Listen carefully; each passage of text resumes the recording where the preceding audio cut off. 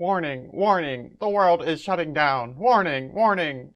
All right, in this video, I'm going to talk about, are we in a tech bubble or are we in a tech tsunami? So with stock markets being very volatile recently, one might question whether we are in a bubble caused in part, not fully, because there's always the virus question, but in part by the extreme growth of some of these cloud technology providers like AWS, Amazon Web Services, that's what AWS is if you didn't know, Azure, and then maybe Google Cloud. So many people don't know this, but about 2/3 of Amazon's income comes from AWS.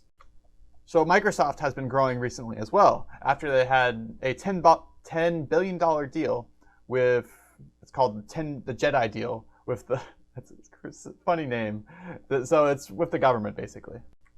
So Amazon lost this contract, so they thought something was misplayed here, so they disputed it, and that's how I guess Microsoft started to grow as much as they did.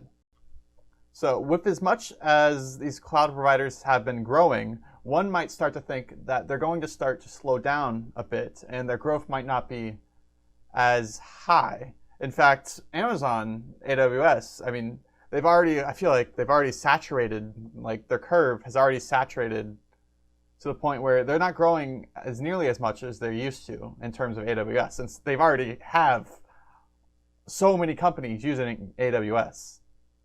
So let me show you a graph of the Amazon's growth, I guess, over the years. So this is on Statista, not sponsored by the way. So starting 2014, they had pretty high growth, and Amazon Web Services goes back to like 2006 or something. So that's not the beginning. But anyways, they had really high growth in 2015. And then eventually it started going down and down and down. So I mean, their growth was still really high. This is year over year. Year on year, not year over year growth. So from first quarter to 2019. So yeah, their growth has been kind of like dropping off a cliff, some might say. And it's no longer going down. But what if their growth like starts to stop going from above zero to being less than zero? So at that point, it's no longer growth, it's more like decline. Of course, the alternative might be that their year-on-year growth might just skyrocket as well. So I mean, who knows what's going to happen? No one can predict the markets or the clouds. So with many people not being around to spend their money because they're being locked down right now currently, they have less cash on hand since there's so many people unemployed. So a lot of these companies, since not many people are spending at them, they're going to have less cash available. And of course, because they have less cash, they have to make cuts so that their profits don't go down as well. So some of these cuts will be, of course, cuts to the workers, not actually cutting the workers like with physical knives, but cutting them, like letting them go, firing them.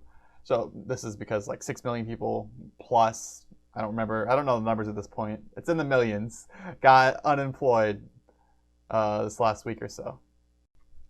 So another big cut will be these smaller companies, not the cloud provider companies, like the smaller ones, like Facebook, small companies that use these small, these cloud technologies. Facebook uses AWS, if you didn't know. So they're going to cut their infrastructure. And what is their infrastructure? It's anything that they use to make sure the company stays afloat. And AWS and Azure and all these cloud companies are parts of that. You might also see these lesser cloud providers like Adobe, or not Adobe, Oracle. They're a cloud provider, I think. They're going to go down probably as well. Think of this like the dot-com bubble. If like during the dot-com bubble, like everyone bought dot-com stocks because they thought they were going to go up crazy, and they did until they eventually fell off a cliff. So everyone's going to do the same thing with these cloud providers. Everyone's going to start using them because they're so cool and great until they're not. And you don't know that's going to happen until it does.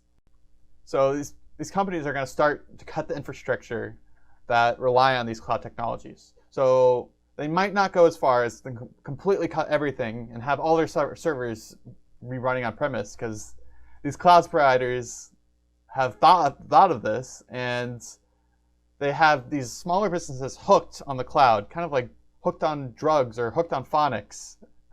And people however, they might start like storing some more data locally, because people don't trust the clouds sometimes with all the data breaches. Like last year, they had that was the Capital One breach.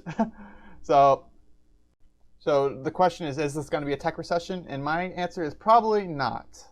So this is due to the fact that people are stuck at home with nothing to do except having their phones in their hands, their computers in their other hands, and their technology in all the other hands that they have. People have a lot of hands.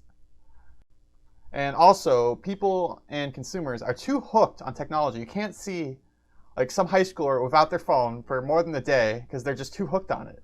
And that's what these big companies are training these people to be. They're too hooked on all this free technology. And they can't get away with it. So kind of like how the companies are hooked on the cloud, these consumers are hooked on the technology. And the only way to stop these people from using the technology is if like the electricity was cut for everyone, because there's not enough electricity to go around because, I don't know, the world is ending. Well, anyways, that's the end of this video. Hopefully not the end of the world. If you liked the video, make sure you like and subscribe, and I'll see you later. Peace.